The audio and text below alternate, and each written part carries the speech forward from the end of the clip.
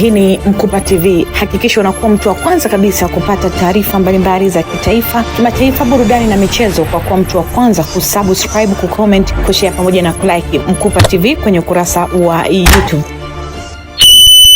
Dr. Sofia Nchimbi, mimi natokea ofisi ya mkurugenzi wa halmashauri ya wilaya ya Chamwino. Siku ya leo nimemwakilisha mkurugenzi wetu. Niko hapa Chamwino Arts Center. Nimekuja kwa ajili ya shughuli ya kufungua mradi ambao ni mradi mzuri kwa wakina mama na mabinti. Mradi huu unaitwa Innovation Development for Future Generation.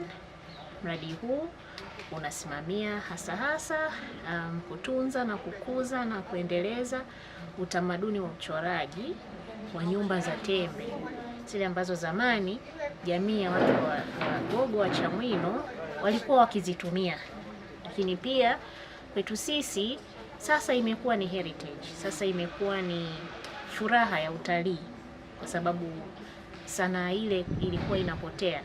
Lakini kupitia mradi huu Wanachamwino tunafurahi sana kupata neema ya kurudisha tena ujuzi, kufundisha mabinti ambao watanufaika na mradi huu kutoka kwa mabibi, kutoka kwa wamama ambao wamefanikiwa kuwa na ujuzi wa kuchora nyumba zetu za tembe. Na hatutaishia hapo tu.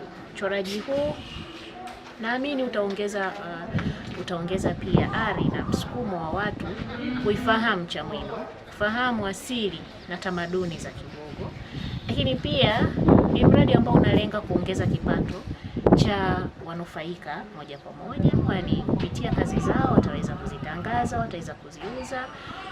Lakini pia utatangazwa, kazi zao zitatangazwa ndani na nje ya nchi. Itakuwa ni nafasi ya wao kujiongezea kipato kupitia utalii wa ndani na wa nje. Kwa hiyo ninawashukuru sana wafadhili wetu wakubwa ambao ni ubalozi wa Norway na ubalozi wa Switzerland hapa Tanzania, kwa kuona faida ya kutunza heritage yetu, culture zetu, na kutukubalia kuweza kufanya mradi huu ndani ya halmashauri yetu ya wilaya ya Chamwino. Wito wangu mkubwa kwa wanufaika wa mradi huu, kwa kweli wajitahidi.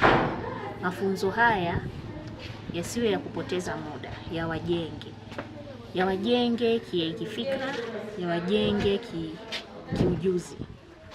Yakiwajenga kifikra, maana yake hata kama mradi utaondoka, wao wataendelea kujua ni namna gani ya kuendeleza tamaduni zao. Lakini yawajenge kiujuzi ili tuone miaka inayoendelea nyumba zetu zikipendeza. Ukija Chamwino na vijiji vya jirani, tuone nyumba zetu zikipendeza, tuwavutie watu wengi, tuone wageni wakiongezeka. Kwa hiyo wito wangu ni kwamba iwe chachu, wajitahidi kufanya kile ambacho mradi umewaletea.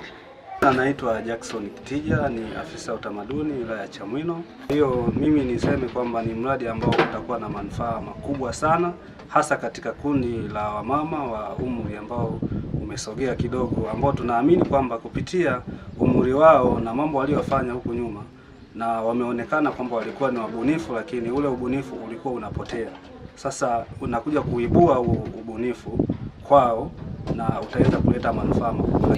Mimi naitwa Victoria Mkonda, ni mkurugenzi wa taasisi ya Innovative Development for Future Generation. Taasisi yetu sasa hivi inatekeleza mradi wa sanaa unaoitwa Mama Tembe. Ni mradi ambao umefadhiliwa na ubalozi wa Switzerland pamoja na ubalozi wa Norway nchini Tanzania, kwa kusimamiwa na taasisi ya sanaa ya Nafasi Art Spaces. Mradi huu unalenga kuwafikia kina mama wa Kigogo 15 wazee pamoja na vijana wa kike 20. Kwa nini vijana na wazee?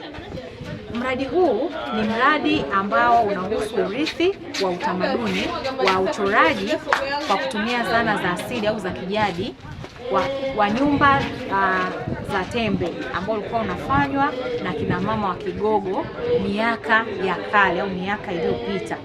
Na kwa nini tuliamua kuchagua mradi huu? Kwa sababu taaluma hii ya uchoraji kwa kutumia zana za asili inapotea katika tasnia ya sanaa au katika tasnia hii ya utamaduni nchini kwetu Tanzania.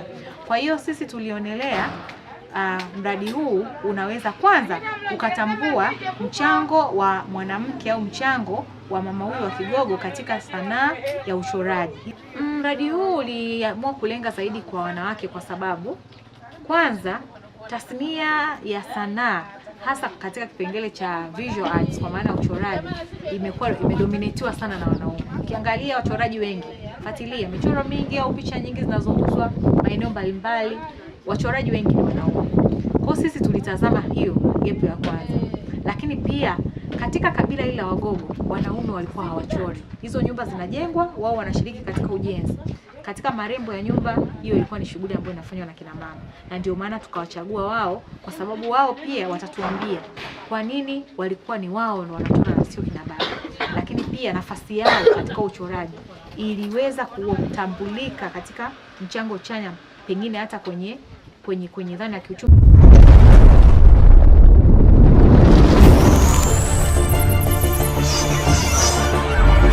Hii ni Mkupa TV. Hakikisha unakuwa mtu wa kwanza kabisa kupata taarifa mbalimbali za kitaifa, kimataifa, burudani na michezo kwa kuwa mtu wa kwanza kusubscribe, kucomment, kushare pamoja na kulike Mkupa TV kwenye ukurasa wa YouTube.